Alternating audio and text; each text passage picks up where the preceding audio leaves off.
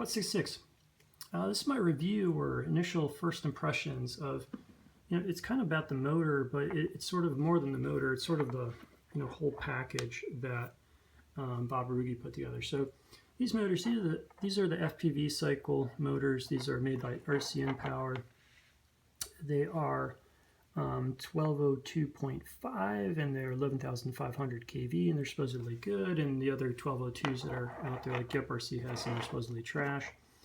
And then this is put together on, so I built it up on my frame, which is the 116. It's a 3.8 gram frame at 2 millimeters, which is lighter than the Baby Tooth. Baby Tooth, at least reported, is 5.3 grams. I'm flying it as recommended with the XT30 with the GNB 600 milliamp battery. I did also fly it on 450 and I flew it on 300. But with this setup, it was kind of like, these motors and everything, this was all put out there as like, here's 1S here, and it's specific for 1S, well, at least the motors, not the props, but there's sort of a little bit of a premise of like, this is somehow going to be, or this is supposed to be better than anything you could currently pull off the shelf, and so you should get it. And so the question obviously is, well, is it actually better than what you could pull off the shelf? And is it better than, for example, this is my version, this is my take on 1S here, at least what my take was, and this is 1102s, and with the 65 millimeter props, T-blade props, and these are the GepRC 1102s, which I like better than the Happy models. But so the question is this better than this? Granted, I didn't fully pull this off the shelf because it's using my frame, but the rest of the parts, yes, they're pulled off the shelf. I didn't develop a motor. I used motors that were out there and batteries that were out there, etc. And I guess he didn't develop the batteries, but anyways. And the obvious answer to anybody who has a healthy skepticism is of course this isn't better than this. It's different, but the nice part is that it is different in a good way.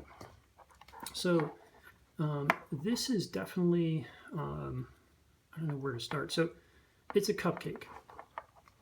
When you compare these two quads, the way they fly, this flies like a track car. Like, you should be on the track. You don't want to be dealing with potholes. You don't want to be dealing with traffic and stuff like that. This thing demands your attention, but it also delivers.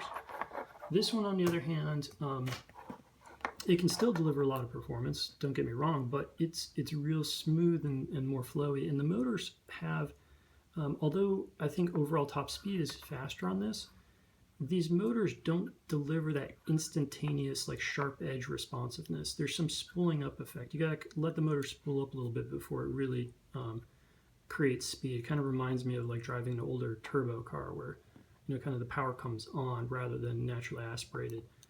Where it's just kind of instant, especially like a Nissan's where they got those huge cylinders and short throws, and it's like kind of instant torque. But this is very intuitive to fly. The DVR that's going to be at the end of this is it's the second pack. It's the first pack I ran with an actual tune put on it. The first pack I ran on Betaflight stock PIDs, and then from there I just cranked up the P&D gain and then got to the second pack, and it was easy to fly. I could just jump right into it, felt natural. The other nice parts about it is with this setup here, voltage is pretty consistent. You can do power loop after power loop, and I'm getting 4 minutes 30 seconds, 4 minutes 45 seconds of good flight time, so that's really nice. If anything, I would have said with the flight time I'm getting on this, you could probably have bumped up the KV by 1,000 or so. You probably could have gone 12,500, and with this setup you still would have gotten nice flight times. It's also, another nice thing about it is this is whisper quiet compared to everything else. In fact, it's like so quiet, there's so little prop scream that you hear this other kind of like blowing sounds, like a shh kind of thing, and it's kind of fun. So that's kind of nice about it too.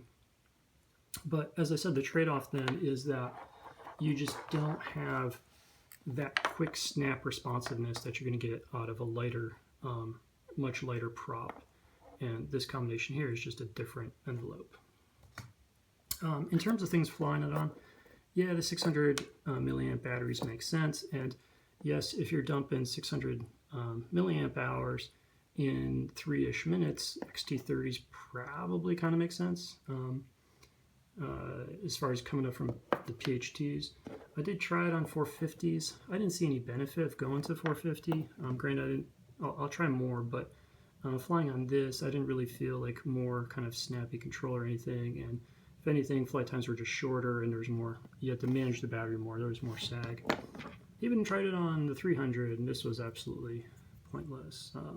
But tried it, pointless.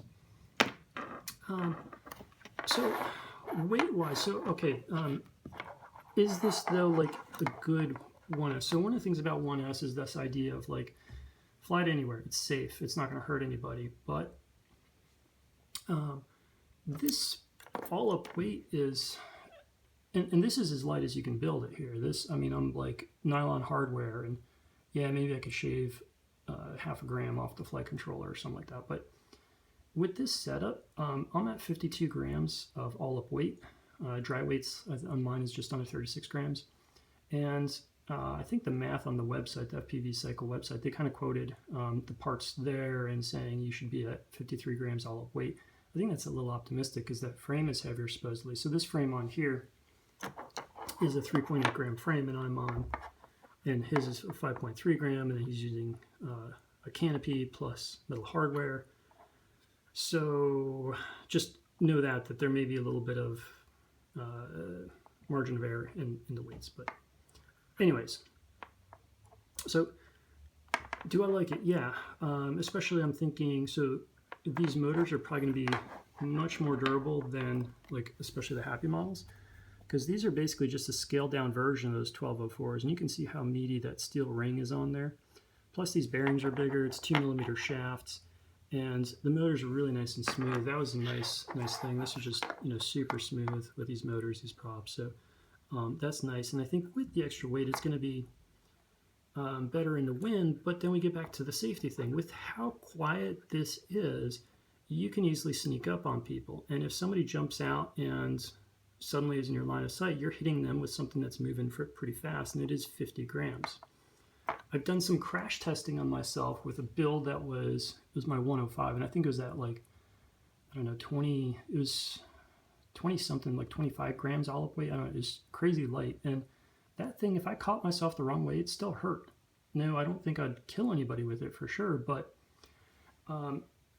at 50 grams versus, so this one is all-up weight here. I think this comes in at 35-ish, I forget exactly, but this is like an extra, you know, 15 something grams, and you can't get the weight down any further. The weight's all in the props and motors. Maybe the two leg props you can, but I'm not entirely sure that if you're flying this around people, that it's got the same safety factor as something a little bit lighter, smaller, and a little noisier that's going to warn people. With that said, if you're trying not to piss off the neighbors, then absolutely this is fantastic. But all right, getting to the point where I'm rambling. I need to fly it more, need to test it more. I think these motors are going to be durable. I do like them. I do think that this is a good performance envelope. It's a different performance envelope. I think it's going to scale better for bigger spaces.